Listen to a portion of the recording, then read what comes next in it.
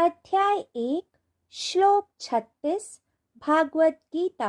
पापम एवाश्रयेत अस्मान् हत्वेतानाततायनः तस्मान्नारा वयं हन्तुं धातराष्ट्रान् सबान्धवान् स्वजनं हि कथं हत्वा सुखिनः स्याम माधव।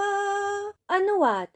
इन आक्रमणकारियों को मारकर तो हमें पाप ही लगेगा, अतएव हे माधव, अपने ही बांधव धृतराष्ट्र के पुत्रों को मारने के लिए हम योग्य नहीं हैं, क्योंकि अपने ही कुटुंब वालों को मारकर हम कैसे सुखी होंगे। व्याख्या।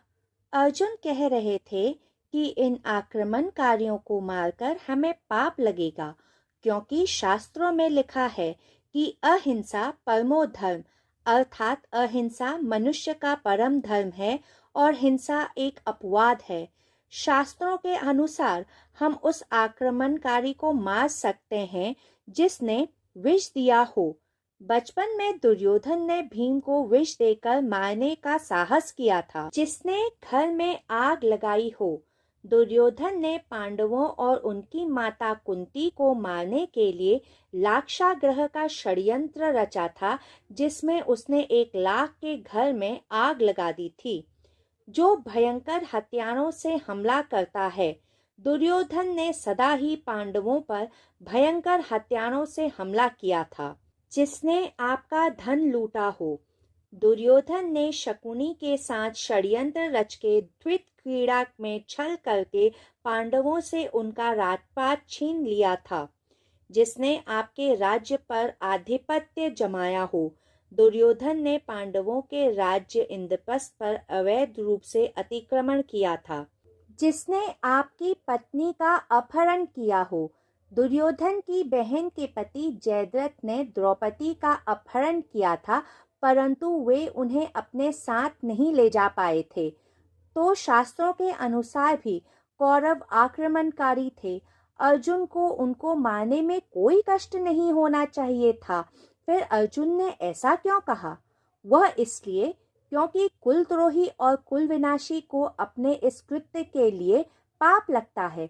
परंतु अर्जुन ये भूल गए कि शास्त्र सामान्य और साधारण स्थिति के लिए उपयोगी होते हैं, और जिस स्थिति में अर्जुन थे वह विशेष है, क्योंकि यहाँ जो आक्रमणकारी थे वे सब अर्जुन के ही सगे संबंधी थे, तो यहाँ शास्त्रों का कोई उपयोग न था।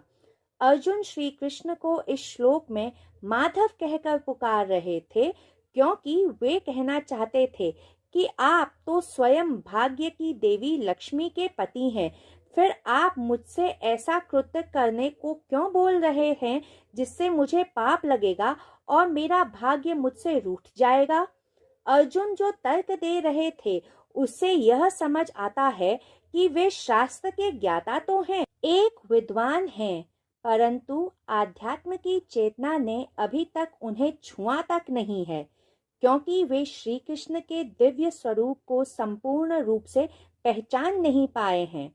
श्री कृष्ण ने भागवत गीता के अध्याय 15 श्लोक 15 में कहा है कि अहम एव वेद्यो वेदांत कृत वेद विद एव चाहम, अर्थात समस्त वेदों के द्वारा मैं ही जानने योग्य हूँ। वेदों के तत्व का निर्णय करने वाला और वेदों का ज्ञाता भी मैं ही हूँ। तो जो संपूर्ण वैदिक शास्त्र का स्रोत हैं, उनसे शास्त्रों के विषय में तर्क करना व्यर्थ है, और अर्जुन यही भूल कर रहे थे।